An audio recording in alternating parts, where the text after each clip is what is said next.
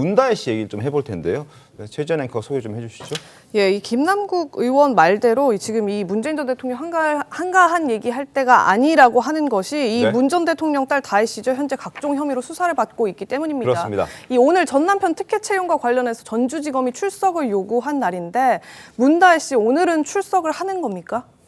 알고 계십니까, 조기현 의원님? 의원님? 저는 뭐 따로 특별히 좀 들은 것은 없어서요. 아마 글쎄 아주 특별한 개인적 사정이 아니면 출석할 것으로 보이고 아니면 있다고 하면 뭐 조율하지 않을까 싶습니다. 근데 어쨌든 뭐 이 수사 자체를 피할 수는 없고, 근데 최근에 음주운전 문제도 있었고 숙박업소 관련된 여러 논란이 본인한테 제기돼 있는 상황이기 때문에 어쨌든 법률적 대응을 여러 차원에서 종합적으로 검토해야 되기 때문에 아마 변호인이 검찰 측과 협의하고 있지 않나. 아직까지 뭐 출석하겠다라는 메시지조차 나오지 않고 있기 때문에 아마 불출석할 수도 있을 가능성도 배제할 수는 없는 그런 상황인데, 문다혜 씨가 받고 있는 혐의들이 상당히 많죠. 음주운전, 불법 숙박업, 그리고 여러 가지 또 방금 전에 검찰에서 지금 조사하고 있는 전 남편의 특혜 채용과 관련된 부분, 그리고 영등포 경찰서도 불법 숙박업과 관련해서는 이미 내사에 들어갔다라는 부분. 그러니까 음주운전, 전 남편 특혜 채용과 관련된 어떤 부분,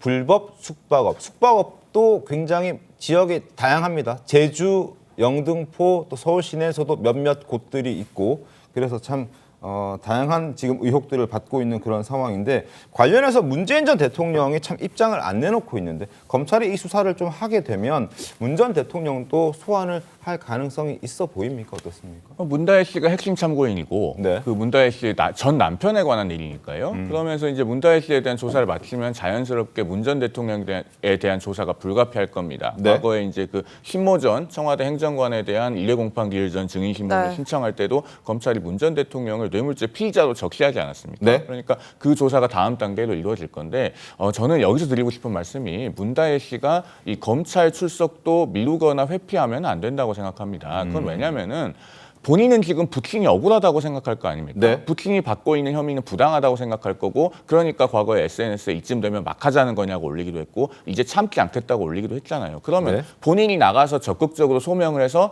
내 아버지에 대한 혐의는 부당합니다. 이러이러한 점에서 뭐 사실이 아니거나 오해입니다. 이런 것들을 적극적으로 소명을 해야 되는데, 오히려 계속 출석을 안 하고 이걸 미루게 되면 어떻게 됩니까? 그럼 문 전 대통령이 받고 있는 혐의와 의심은 장기화될 겁니다. 그런 것들을 국민들께서 그러면 여론이 어떻게 형성이 될 것인가를 생각을 해보면은 문다혜 씨가 조사를 회피하는 태도는 부친인 문 전 대통령에게 아무런 득이 되지 않는다. 이 말씀을 드립니다.